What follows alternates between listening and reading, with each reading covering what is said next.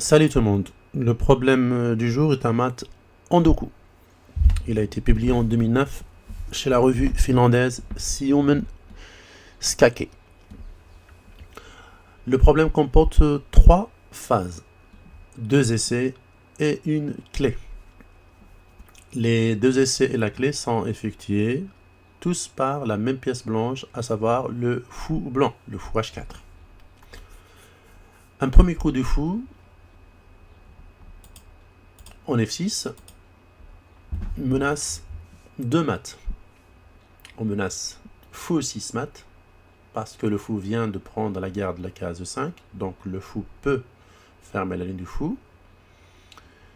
Et je fais fou E6, voilà.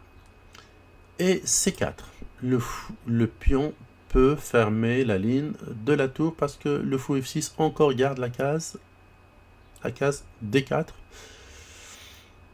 que la tour maintenant n'est plus obligée de garder. Donc après fou F6, on menace 2 mat, A et B. A c'est fou E6 et B C4. Cet essai est réfuté par tour prend fou.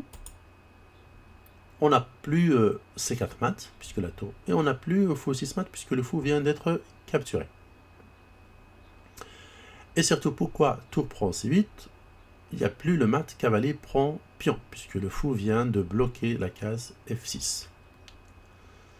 Deuxième essai, fou G3. Maintenant il n'y a plus C4 puisque la case D4 n'est pas récupérée par le fou, il y a juste fou E6 mat. Évidemment, là, on ne peut pas prendre la tour puisqu'il y a cavalier prend F6 mat. On va plutôt étudier la défense cavalier D4. Cavalier D4 bloque la case D4, du coup on a C4 mat. Donc je menaçais A, B est une variante dans cet essai. La réfutation est cavalier F, G5. Pas l'autre cavalier, parce que après le départ de l'autre cavalier, il y a cavalier F4 mat. La clé est fou F2. On va revenir à la position initiale. Fou F2 avec la menace C4 mat. Pourquoi? Parce que le fou vient de garder la case D4. C4 mat. Après la défense cavalier E5,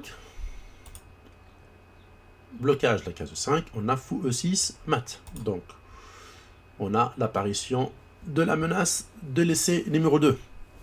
Alors là, on a le thème pseudo-Legrand. Donc, quand je menace A, B apparaît, et quand je menace B, A apparaît. C'est le thème pseudo-Legrand. On a aussi le thème Redinko et Barnes. Le thème Redinko, c'est un essai, menace 2 mat, A et B. Ces 2 mat apparaissent dans les jeux qui vont venir après.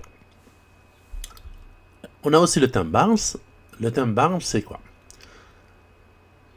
On a un essai qui menace 2 mat, A et B.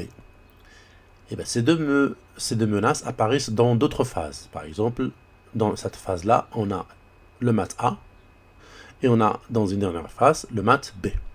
Donc, le thème Barnes et le thème Redinko, ils sont vraiment très très proches.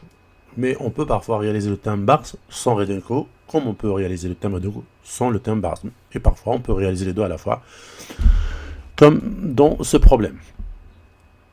On a aussi la combinaison SAF, qui est une association de thèmes SOMOV B2. SOMOV B2, c'est quoi SOMOV B2?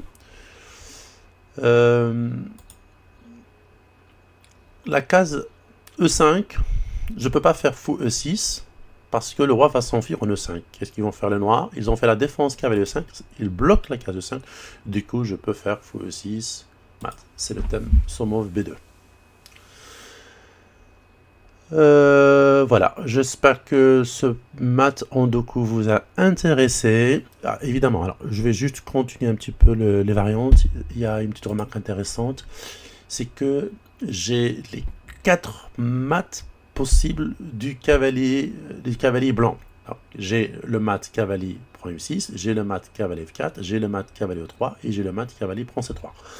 On va les voir tous avant d'arrêter la vidéo. Cavalier prend F2, cavalier F4. Tour prend C3, cavalier prend C3. Tour E3, cavalier prend E3.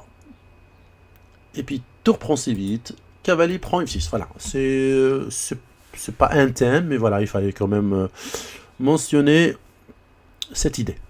Voilà, maintenant je termine la vidéo, je vous donne rendez-vous à la prochaine. Salut!